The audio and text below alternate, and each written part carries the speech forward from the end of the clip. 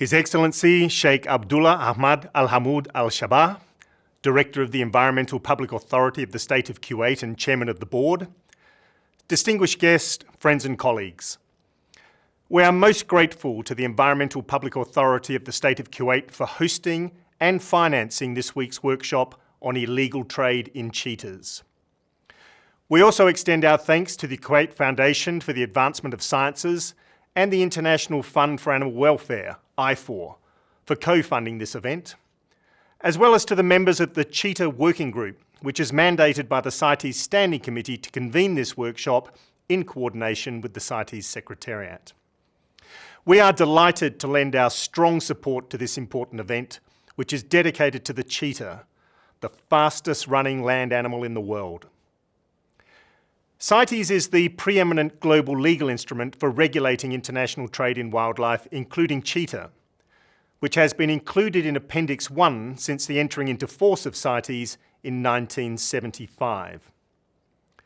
The troubling reality is that the wild cheetah population is declining. The most recent population estimate is that fewer than 10,000 animals, mostly in the savannas of eastern and southern Africa, with a very small Asiatic population in the Islamic Republic of Iran. The 16th meeting of the Conference of the Parties to CITES, held in Bangkok in 2013, was alerted by a number of countries from the Horn of Africa and Eastern Africa of the illegal trade in cheetahs, and it adopted several specific decisions in response.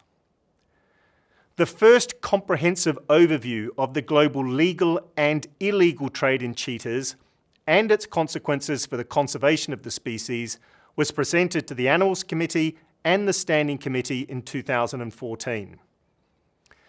This overview shows that cheetahs face a variety of pressures to their existence in the wild, including habitat loss, bushmeat hunting of their prey base, conflict with livestock owners, and illegal trade.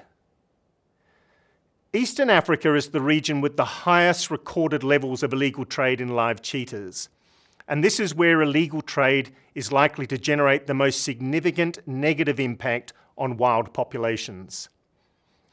Information suggests that the Middle East, and notably the Gulf states, is the primary destination of illegally traded live cheetahs coming from East Africa, and that they transit via the Horn of Africa and Yemen. Based on the known outcomes of confiscations made in Somalia and Ethiopia, there seems to be a high mortality rate of up to 70% amongst the animals that are illegally traded. There has also been legal trade in hunting trophies from Namibia and Zimbabwe under Appendix 1 quota system since 1992. And the study presented to the Animals and Standing Committees in 2014 found that such trade appears to operate in a satisfactory manner. And in South Africa, limited captive breeding of cheetahs for commercial trade takes place under the control of its national CITES authorities. Colleagues, the many and varied challenges you'll address over the coming days deal with issues such as how to reduce the illegal offer and demand for illegal cheetah specimens, how to combat illegal trade in cheetahs and improve international cooperation right along the trade chain in source, transit and destination countries, principally from Eastern Africa to the Gulf states, and how to handle confiscated live cheetahs to prevent mortality and enhance positive conservation outcomes. The participants gathered in Kuwait today come from across cheetah range states and other key countries affected by the illegal trade in cheetahs.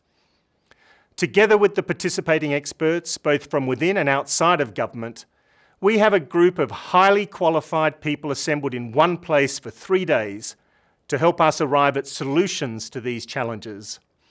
And I do hope you make best use of this unique opportunity. I would have loved to have joined you for this meeting and enjoy the warm and generous hospitality of our host government, Kuwait, but it has not been possible.